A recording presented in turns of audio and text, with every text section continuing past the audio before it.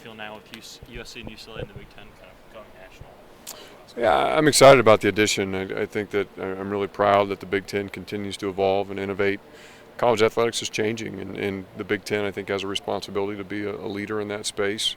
It's a great opportunity for the conference, for our program, get into Southern California, a new market for us, great alumni base out that direction, opportunity for us to build our brand in California, recruit more actively, I think, in that area. So I'm excited. Obviously, loved what the Big Ten was when I was playing in it, but really proud to continue to be what the Big Ten is and what it's becoming. There's some talk about getting rid of divisions. As playing in the Big Ten before, are you more of the traditionalist, or you talked about wanting to expand and kind of evolving? What's your opinion on divisions? Well, the true traditionalists remember the Big Ten without divisions before, which is what it was when I played in it. And so the Big Ten has gone through several stages of its life cycle, and it wasn't that long ago that we didn't have divisions. Obviously, we do now. I really do value the geographic rivalries that we have. I like the ability for our fans to be able to get in the car and drive and join us on the road. But I also understand that the landscape is changing, and as the membership grows, obviously there's only so many games that we can play. We want to make sure that our teams are all playing one another, that our student athletes have a chance to play in the Rose Bowl against UCLA, that they have a chance to play in the Coliseum against USC. Those to me are important parts of that experience, and so it'll be an evolution. We'll make changes, I think, as we deem appropriate. As I've said from the beginning, I think what's most important to me is that we allow some of these changing landscape pieces to clarify themselves, and then let's make a single round of changes rather than make a series of changes over a period of years. So I'm hopeful that will happen. But it's just a dynamic time in college athletics, and really excited about where the Big Ten's positioned within that. Josh, do you get the sense that Kevin and the Big Ten officials understand the travel concerns of non-football, like your tennis team, your non-revenue sports going across the country and going over multiple time zones? I think so, and we've got 2 years here to work with the Big Ten staff and some of our administrators on the various campuses to try and identify the best ways to tackle some of those opportunities. Our student athletes already travel extensively. You look at our warm weather sports, quote unquote, the tennises, the track and fields, the golfs. I mean, they're already on airplanes every weekend, starting back in February, March. Obviously, they're not competing outside in Champaign, Illinois at that time of year, and so most of those teams are already making trips west or south with some regularity. And for us, this provides those student athletes with another great educational opportunity, chance to visit Los Angeles, to be in really dynamic marketplace in our country. There's an element to that as well, and so we'll work through the next 2 years here what some of those logistics may look like. But overall, I think it's going to be a net positive for all of our student athletes, not just our football and men's basketball athletes. Brett mentioned new helmets, new turf. Is there what's next? I guess on maybe your wish list or his to continue to add. We just have to continue to identify those things, and obviously Brett and I are in regular communication, and he helps us identify where those needs are. I think we've really addressed a lot of what I would call the big rocks in terms of our potential to grow and become more competitive. But now we're looking at incremental change. What are some of the things that we can do that will continue to pave the way for the program to progress? But ultimately, those evolve through conversation between he and I, and we try and be as aggressive as we can to address those things as they develop. Coach explained the importance of having a strong walk-on program when he was going through the interviewing process with you. What did he say to you that convinced you that was important and needed to be expanded? I think it's no secret in football, a lot of bodies helps. You need bodies to practice, you need bodies to prepare, and I think competition is important. Football is a challenging physical game. You never know where injuries are going to occur. Recruiting is an inexact science. You never know when you think somebody's going to come in and be able to contribute at a certain level. Sometimes that doesn't happen, and vice versa. You bring in some walk-ons who you think may not have the upside, but then all of a sudden they develop during their time on your campus, and there are a lot of stories, not just at Illinois, but across the conference, of people who have come in as walk-ons and really developed into really premier players within the league. So it's a great opportunity for us to really expand the breadth of Illinois football. As we all know, when Coach came on board, recruiting in the state was a focus. Expanding the walk-on program is a great way for us to really improve our relationships across the state with high school coaches, high school programs, and gives a lot of our in-state players a place to go compete in the Big Ten Conference that we hope they take advantage of. What were your conversations like with Justin before he left, and did you make efforts to try and keep him in shape? I had a lot of conversation with Justin. He's somebody I have unbelievable respect for. I consider him to be a friend. I was not anticipating that particular call. That was one that the idea that he would transition over to the women's side of the sport wasn't something that I had really expected. But once it became apparent that he was heading that direction, I was very supportive of him. Obviously, to me, it was kind of an apples to oranges comparison. And if he wanted to make that switch over to the women's side, there wasn't a lot that we were going to be able to do to persuade him otherwise. He's a big loss for us. Really a tried and true Illini, obviously dating back to his days as a student athlete, what he was able to accomplish in men's gymnastics, and then later on as an Olympian, and of course in his time as a coach, a national champion coach. You don't have a lot of those, and so just wish him all the best and excited about what's next for him. What do you see as maybe the biggest challenge or hurdle to clear for the program, like maybe big picture-wise, heading into this year? I think it's just continuing to gain momentum. I really was pleased with the progress we were able to make last year. I thought we played competitive football in every game except for maybe two. Had a chance to win every game down the stretch. Some of those games we did, some of those games we didn't. But to me that was meaningful progress. I was really encouraged by the steps we made on the defensive side of the football. Really encouraged about some of the things we've done culturally inside the Smith Center. There's a renewed sense of confidence, energy, and as we head into this new year, I think it's just continuing to build on that. To me, that's really the secret, is you've got to make incremental progress with each year. You can't take steps back. You've got to continue to push yourself forward, and really give Coach B and the staff and the student athletes a lot of credit. They've had an incredibly productive off season, and looking forward to seeing them get out on the field next week. Josh, what impact is the expansion with UCLA and USC? What does that have on your program, whether positives or concerns?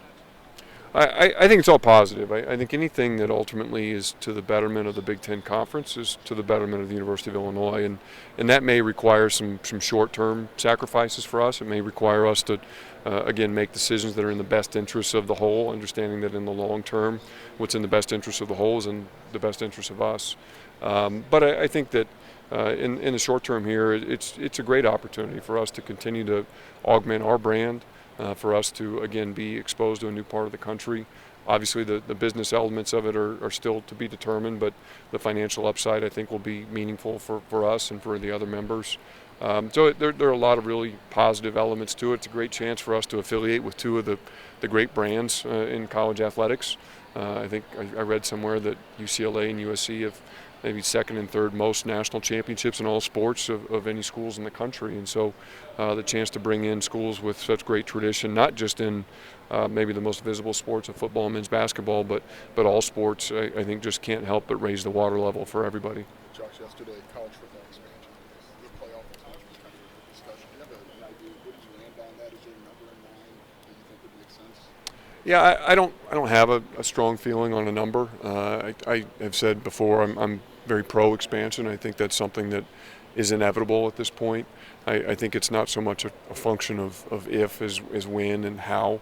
There are a lot of logistical questions that are tied up in that in terms of the academic calendar, the number of games you're playing, the future of the bowl system. All those things are important.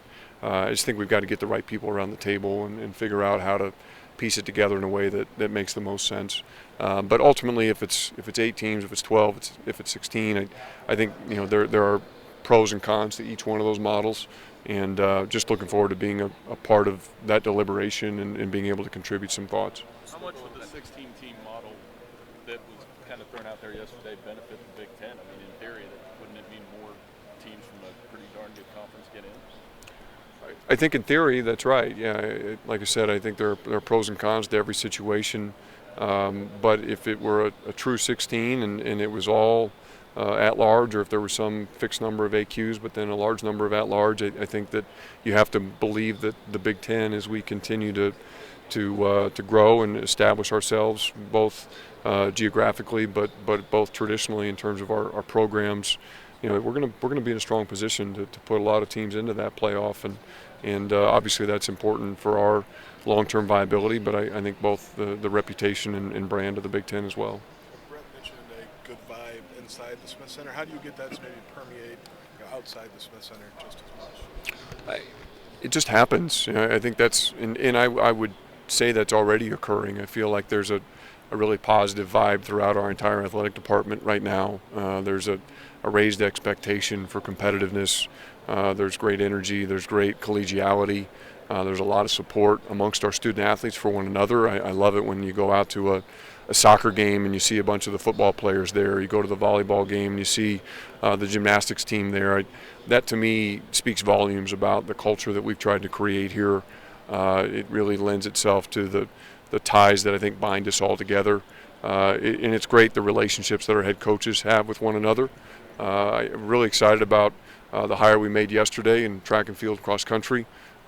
Petros Kipriano, he's really one of the dynamic coaches in track and field, brings an unbelievable track record, pun intended there, to our head coaches meetings, and I think that's indicative of the kind of change that we're starting to see throughout our department.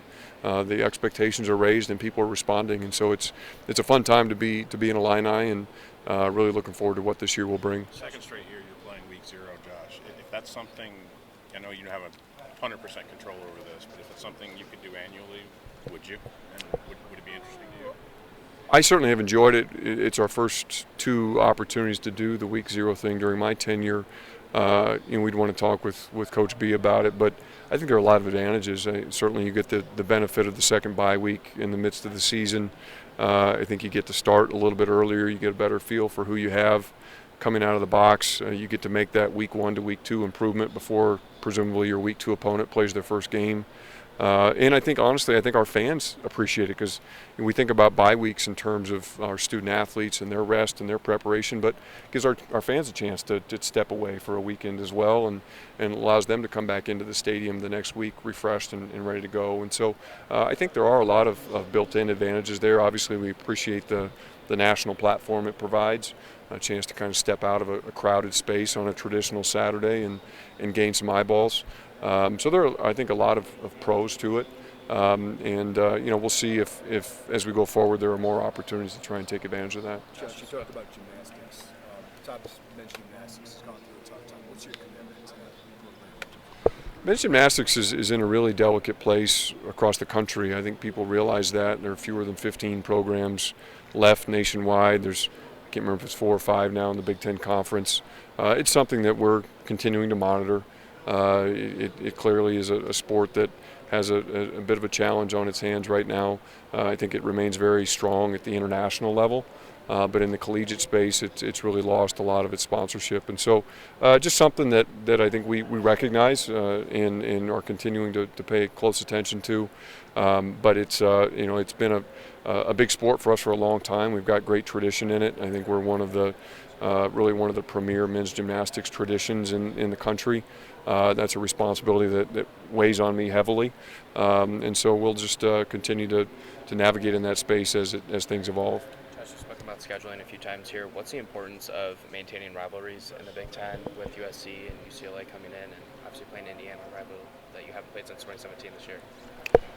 Yeah, again, I think that just comes with the evolution of the Big Ten Conference. I think that we can continue to hold strong to the things that have always been, or we can look to try and evolve into what we think will be going forward. And I love the geographic rivalries. I think that is an important part of who we are, but I think we also have to understand that, again, I want our student athletes to have a chance to play in the Coliseum. I want them to have a chance to play in the Rose Bowl. I want them to have a chance to get out and experience all that the Big Ten in its newly formed stage has to offer. And so we have to, if we're going to try and take some of those things, we have to be willing to give on a couple other fronts at the same time. And ultimately, I have a lot of confidence in our leadership of the Big Ten that they'll put a schedule together that makes great sense and provides our student athletes with that holistic opportunity. Piggybacking on that a little bit, what sort of position do you think Illinois is in as college football, college sports generally, moving to this kind of new era where we're maybe moving towards these 16 teams, super conferences, and just money is increasingly going up and more important? How do you feel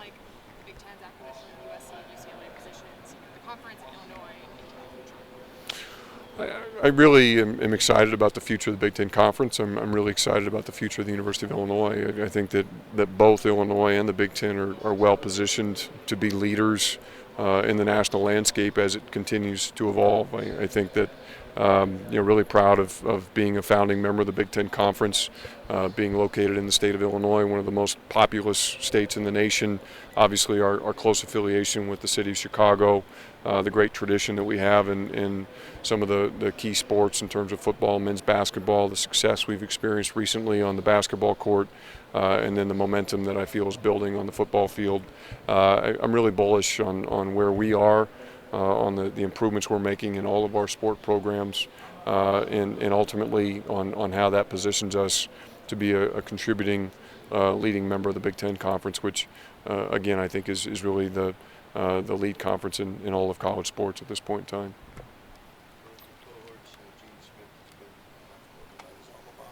Being a good fit for this league. Where do you think Notre Dame might fit? How do you think it would go? And is that something? I don't think it's any secret. Everybody feels like Notre Dame would be a great addition to the Big Ten Conference for a long list of reasons, not the least of which is Gene Smith happened to play football there. But I think that ultimately, of course, they've got their own decisions that they need to make. They exist in a very unique place in college athletics. We certainly respect the tradition of independence that they've enjoyed for a really long time, and they'll make those decisions that are in their own best interest at the time that they think is most appropriate. And so, we'll be there to have conversations as they may want to have conversations, but ultimately, those are decisions that they're going to have to make. Is there a quick elevator pitch that you would make to Jack Swarbrick if you were standing here? I don't know that I'm the one that needs to be making the elevator pitch, but I don't, and nor do I think it's a big secret. I think that the Big Ten is just really well positioned right now to take full advantage of the changing landscape in college athletics, and it does feel like there's a consolidation underfoot. It feels like these affiliations are going to be really critical to future programmatic success, and geographically, of course, we're an obvious fit for what they do. I think philosophically we align well with a lot of the things that I understand from Notre Dame. But again, everybody makes their own decisions in their own timeline. And so just like with UCLA and USC, we're not actively seeking new members. But in this evolving landscape, we'll continue to evaluate opportunities as they're presented to us. And if Notre Dame happens to be one of them, then I'm confident that we would engage in that discussion.